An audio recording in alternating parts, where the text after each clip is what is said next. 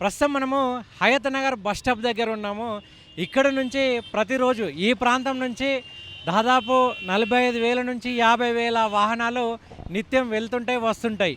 అయితే ఈ రోడ్డుకు అటువైపు ఇటువైపు కూడా చాలా వరకు కాలనీలు ఉండడం వల్ల విద్యార్థులు, ముఖ్యంగా పాఠశాలలకు వెళ్ళే విద్యార్థులు కావచ్చు, కళాశాలలకు వెళ్ళే విద్యార్థులు కావచ్చు, వివిధ ప్రాంతాలకు వెళ్ళేటువంటి ఉద్యోగస్తులు కూడా నిత్యం అటు ఇటు దాటుతూ రోడ్డు ప్రమాదాల బారిన పడుతున్నారు. కొంతమంది రోడ్డు దాటుతూ మరణించిన వాళ్ళు కూడా ఉన్నారని ఇక్కడ ఉన్నటువంటి స్థానికులు చెప్తున్నారు.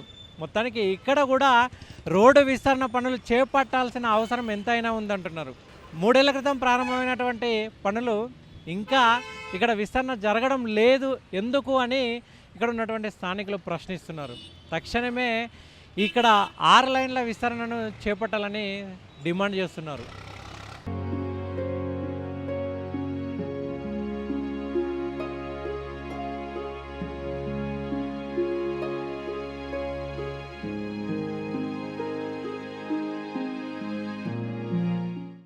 మూడేళ్ల క్రితం ప్రారంభమైనటువంటి జాతీయ రహదారి విస్తరణ పనులైతే చాలా ప్రాంతాల్లో అక్కడక్కడ నిలిచిపోయాయి. ప్రస్తుతం మనం ఉన్నది HDFC బ్యాంకు దగ్గర. ఇక్కడి నుంచి మయూరికాంట దగ్గర వరకు కూడా విస్తరణ పనులు నిలిచిపోయాయి. ఇక్కడ కేవలం 4 లైన్ల రోడ్డు మాత్రమే ఉంది. దీన్ని 6 లైన్లుగా విస్తరించాలి. దాంతోపాటు 2 వైపులా సర్వీస్ రోడ్లను కూడా ఏర్పాటు చేయాలి. అవి లేకపోవడంతో ఇక్కడ ప్రతిరోజు వేలాది సంఖ్యలో వాహనాలు నిలుస్తుంటాయి. ట్రాఫిక్ జామ్ కూడా అవుతుంటుంది. ప్రయాణికులు కూడా చాలా ఇబ్బందులు పడుతుంటారు. జాతీయ రహదారి విస్తరణ పనులు ఆగిపోతే ప్రజలు ఎలాంటి ఇబ్బందులు పడతారో ప్రత్యక్ష సాక్ష్యమే ఈ రోడ్డు. ప్రస్తుతం మనము తెలంగాణ గ్రామీణ బ్యాంకు దగ్గర ఉన్నాము. HDFC బ్యాంకు నుంచి మొదలుకొని మయూరికాంట దగ్గర వరకు విస్తరణ పనులు ఆపేశారు ఇక్కడ. దీనివల్ల ఈ రోడ్డు మీద నుంచి ప్రతిరోజు దాదాపు 45,000 వాహనాలు నిత్యం వెళ్తుంటాయి వస్తుంటాయి. అదే వారాంతాల్లో కావచ్చు, లేదంటే సెలవు రోజుల్లో కావచ్చు, ఈ సమయంలో దాదాపు 1,00,000 వాహనాల పైగా ఈ రోడ్డు మీదకి వెళ్ళి ప్రయాణాలు సాగిస్తుంటాయి.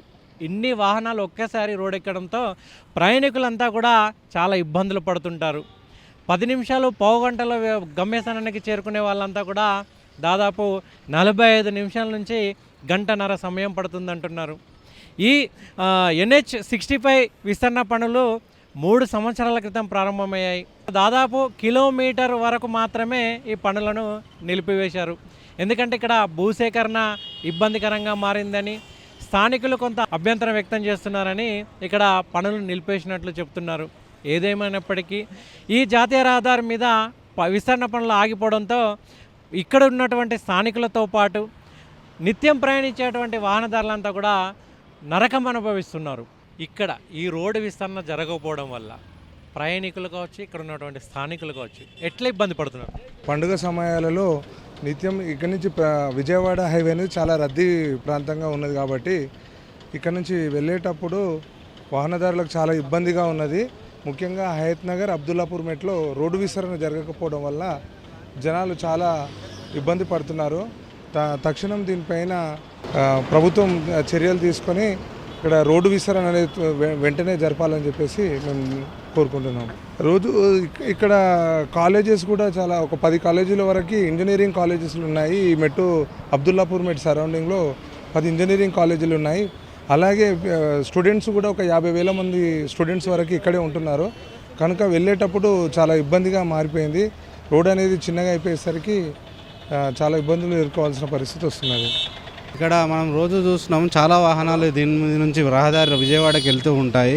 కాకపోతే ఇక్కడ ఇంజనీరింగ్ కాలేజ్ చాలా ఉన్నాయి. స్టూడెంట్స్ చాలామంది రోడ్లు దాటుతుంటారు, కానీ రోడ్స్ కూడా సరిగా లేవు.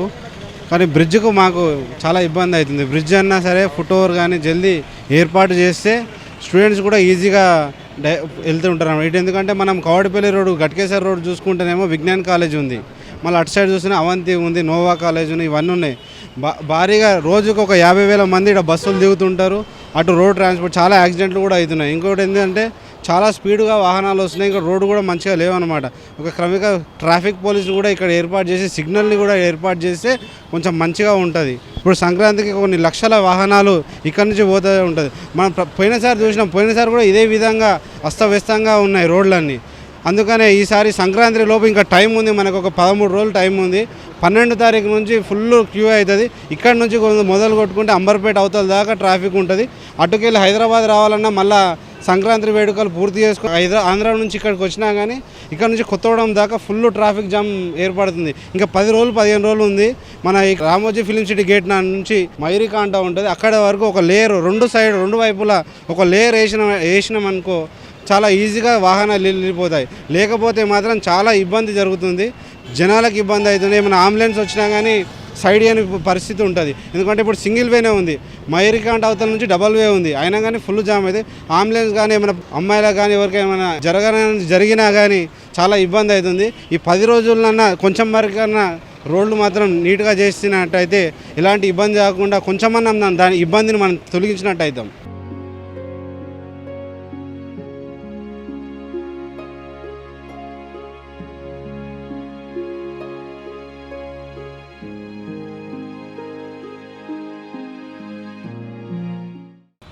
అధికారుల నిర్లక్ష్యానికి పనామా కూడలి ప్రత్యక్ష సాక్ష్యం. మనము పనామా కూడలి దగ్గర ఉన్నాము. ఇక్కడ ప్రతిరోజు 1,00,000కు పైగా వాహనాలు నిత్యం వెళ్తుంటాయి, వస్తుంటాయి. ఈ కూడలిలో నలుదిక్కులో కూడా కాలనీవాసులు నివసిస్తూ ఉంటారు. వాళ్ళంతా కూడా రోడ్డును దాటే ప్రయత్నంలో చాలాసార్లు ప్రమాదాల బారిన పడుతుంటారు. అందుకే ఇక్కడ వెహికల్ అండర్ పాస్ నిర్మించాలని రోడ్లు భవనాల శాఖ నిర్ణయించింది. ఏడాది క్రితము వీటికి బీజం పడింది, ఒక 5 పిల్లర్లను కూడా వేశారు. కానీ ఇక్కడ ఉన్నటువంటి స్థానికులు అదేవిధంగా ప్రజాప్రతినిధులు వ్యతిరేకించడంతో ఈ పనులు ఇక్కడనే అర్ధాంతరంగా నిలిచిపోయాయి. సంవత్సర కాలంగా ఈ వెహికల్ అండర్ పాస్ నిర్మాణం అయితే ఆగిపోయింది. ఇక్కడ కొంతమంది స్థానికులు ఉన్నారు, వాళ్ళని అడుగుదాం. మరి వాళ్ళు ఏమంటారు? సార్, ఇక్కడ ఈ పనులు ఎందుకు నిలిచిపోయాయి? మీరు అంటే ఎందుకు మీ అభ్యంతరం ఏంటి సార్? ముఖ్యంగా ఈ యొక్క ఫ్లైఓవర్ ఒక ఏడాది కింద స్టార్ట్ చేసింది, ఏడాదిన్నర. ఏడాది నుంచి మేము అనేక అవస్థలు పడుతున్నాం. అసలు ఇది ఎందుకు ఆగింది అన్నది ఎవరికీ అర్థమవుతలేదు. యాక్చువల్లీ ఇది మొత్తం కూడా పిల్లర్లు వేసి ఆ పిల్లర్ల మీద ఫ్లైఓవర్లు స్టార్ట్ చేస్తా అంటే అందరం ఒప్పుకున్నాం. ఆ తర్వాత ఏంటంటే దీని ఒక్క పిల్లర్కే రౌండ్గా ఇస్తాము, మిగిలిన మొత్తం మూస్తామంటే ఇటు బిజినెస్దారులు కానీ ఇటు మామూలు ప్రజానికం కానీ అట్లా వద్దు, పిల్లర్లే ఉండాలని అంటున్నారు. ముఖ్యంగా ఈ రోడ్లు ఆడడం వల్ల గణేష్ నగర్ కాలనీ అది మా ఆర్చ్ నుంచి బయటికి రాగానే రోడ్డు ఈ మెయిన్ హైవే వెహికల్స్ వచ్చి మాకు ఇబ్బంది చాలా కలుగుతున్నది. కాబట్టి మాకు సర్వీస్ రోడ్ అనేది కంపల్సరీ కావాలి. సర్వీస్ రోడ్ కావాలి అంటే ఇది త్వరగా పూర్తి కావాలి, అది మా డిమాండ్. ఎప్పుడైతే ఇది రోడ్డు పూర్తి చేస్తారో, ఇక ముందు ఇంత ఆలస్యమైనది కాబట్టి మీరు రోడ్లు భవనాల శాఖ చాలా శ్రద్ధ తీసుకొని దీన్ని ఒక 2, 3, 4 నెలల్లో ఇది పూర్తి చేయాలని మేము డిమాండ్ చేస్తున్నాం. వెహికల్ అండర్ పాస్ వేసేందుకు మీరు సుముఖంగానే ఉన్నారా? ఆ వెహికల్ అండర్ పాస్కు మేము సుముఖంగానే ఉన్నాం. వెహికల్స్ ఇక్కడ మొత్తం కూడా పిల్లర్స్తో సహా చేస్తేనే మేము సుముఖంగా ఉన్నాం. మళ్ళీ దీన్ని మధ్యన చేస్తే మాత్రం మళ్ళీ ఇది ఇట్నే ఆగి. ఇక్కడి నుంచి మనకి శాంక్షనింగ్ ఏం చెప్పారంటే పల్లవి గార్డెన్ నుంచి ఆటో నగర్ వరకు మాకు ఈ శాంక్షన్ అయిందని చెప్పారు. అన్ని పిల్లర్లు వేసుకొని ఎక్కడో ఈ బిజినెస్ సెంటర్ లేని దగ్గర దాన్ని దిగే ఏర్పాటు చేయాలి. అప్పుడు ప్రజలందరికీ అనుకూలంగా ఉంటుంది, ప్రజలు దీనివల్ల చాలా సంతోషపడతారు.